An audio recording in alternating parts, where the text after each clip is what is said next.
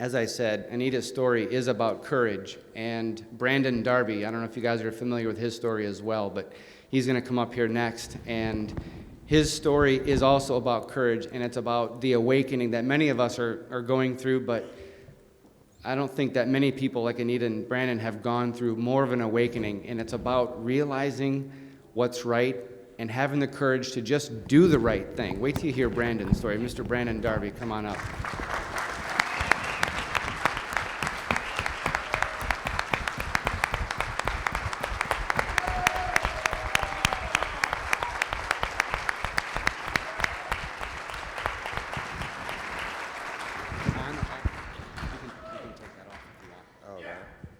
How's it going, folks? Try to get this thing out of here. How's that? Yeah. Good. Okay. Well, my name's Brandon Darby, and I am honored to be here today. I like to sit when I talk and get comfortable. You know, there's a lot to say. You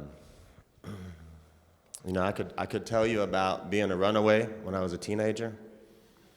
And I could tell you about the way that affected my mind, because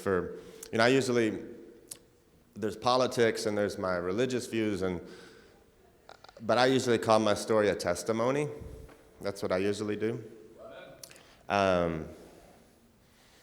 So I could explain to you how the experiences I went through as a 13 and 14-year-old, and then having, for some reason, made it through those okay.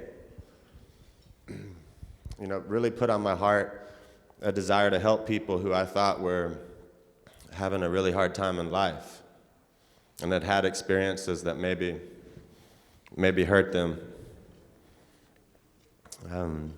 I could tell you about that, but I unfortunately have to skip ahead because there's a whole lot to get into. I could tell you about years of being a radical leftist activist.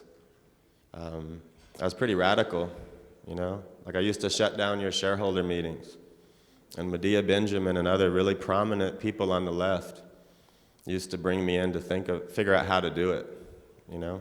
And I've done it before. I shut down a pretty prominent shareholder meeting. I was an activist, and I really believed that the worst thing for this world was our country. That's what I believed. And I believed that you were racist.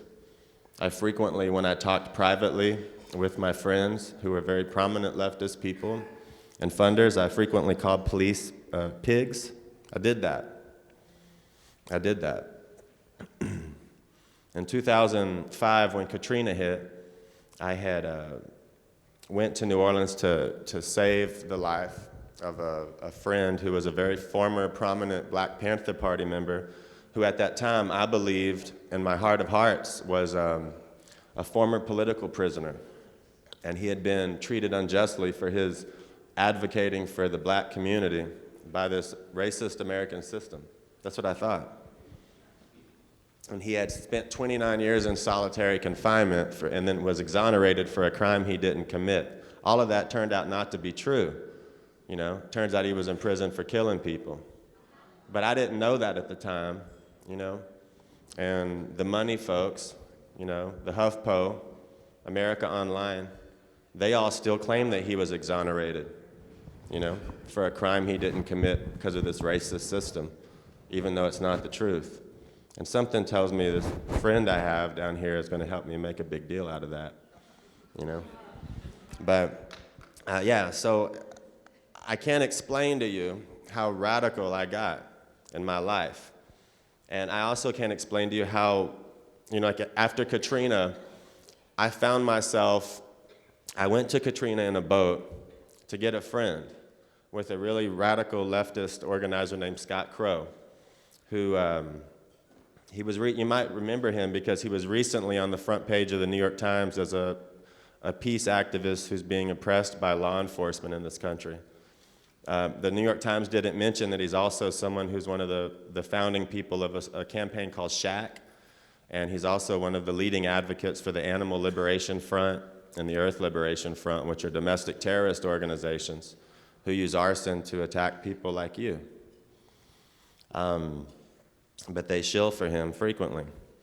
So he and I went in a boat and went to help, and we had horrible experiences, you know. If I started to talk about them, I'd probably cry because I saw a lot of dead things and a lot of dead people, and had a lot of people I tried to help shoot at me and all kinds of awful things. So I left, and I went back a few days later, and I found myself in a house with two former Black Panther Party members who were very prominent on the left. One of them is Malik Rahim, who the Green Party recently ran as a congressional candidate. And we found ourselves there in a pretty precarious situation, very militant, refusing to leave New Orleans and wanting to help people, with a lot of folks telling us we couldn't help people there. Michael Moore came in and gave us $200,000 to start an organization, even though we were an armed, leftist, militant group of people, basically. The thing was, though, is I really just wanted to help people, and the older folks around me I later kind of started to feel like that wasn't their only agenda, but that was mine at the time. Well, long story short, our organization really kicked off, and we ended up having 23,000 volunteers come through our organization in Katrina. And not all of them were left of center. Some were anarchists. A lot of them were anarchists. A lot of them were socialists, which really anarchists are socialists, whatever. But they don't think they are, but they are. And some of them support Ron Paul. Most of the people who support Ron Paul are lovely. He says a lot of things I like, but there are some of the people who are anarchists are into that, you know. Yeah, testify. All right, so long story short, I hated you. I hated cops. I thought you were the worst thing in this world. But I wanted to help people, and what I began to realize was that a lot of my ideologies didn't work, and when the pedal hit the metal, it just didn't work, you know? And the Black residents in New Orleans would tell me, they say, Brandon, we work with y'all because, not in spite of your politics, not because of your politics. My son's in the military, man. My kid's a cop, you know? And so it put me in kind of an awkward position. And a few months after the storm, though, groups started to come back who weren't there for several months, like Acorn. For instance, that was their headquarters. And they came back, and they said, well, now that we're back, you need to work with us as the black leadership. And at that time, I said, well, you know, here's the thing is I don't want to work through you, and I don't want to raise money for you, because I don't think that you're going to deal with things in an effective way or in a way that really helps your community.